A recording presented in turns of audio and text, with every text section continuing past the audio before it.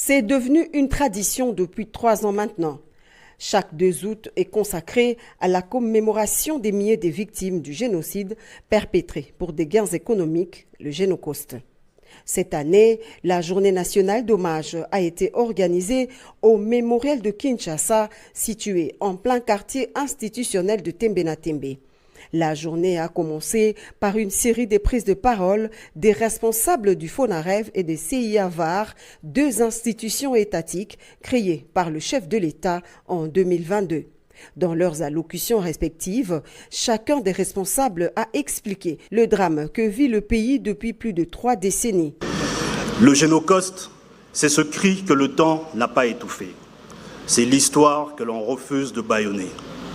Une mémoire insurgée contre l'impunité, une exigence de justice portée par tout un peuple. C'est aussi toutes ces femmes violées, mutilées, brûlées, dont les corps portent les stigmates de la barbarie, dont les silences hurlent encore. Le vœu du chef de l'État Félix-Antoine Tshisekedi Tshilombo prend son sens avec cet appel à l'endroit de 2 chambres du Parlement à mettre en place une résolution reconnaissant le Génocost commis sur le sol congolais. D'un point de vue politique, j'appelle solennellement les 2 chambres du Parlement à examiner dans les meilleurs délais l'adoption d'une résolution officielle proclamant au nom de la nation la reconnaissance des génocides commis sur notre sol. Quel que soit le temps que cela prendra, nous n'abandonnerons jamais ce combat. Étant donné que la République démocratique du Congo est engagée dans une dynamique de reconnaissance, nous allons poursuivre ce combat. Le président de la République s'engage ainsi à poursuivre son plaidoyer avec cet appel à la mémoire, à la dignité et à la justice. Au plan international, Félix Tshisekedi promet un plaidoyer dont les démarches à mener consistent à obtenir auprès des Nations Unies cette reconnaissance du Génocost commis depuis des décennies en RDC.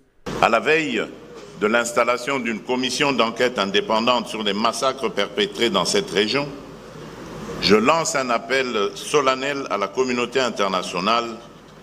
Elle a le devoir moral et politique de soutenir cette démarche essentielle pour établir la vérité, rendre justice aux victimes et jeter les fondements d'une paix durable fondée sur la mémoire et la responsabilité partagée.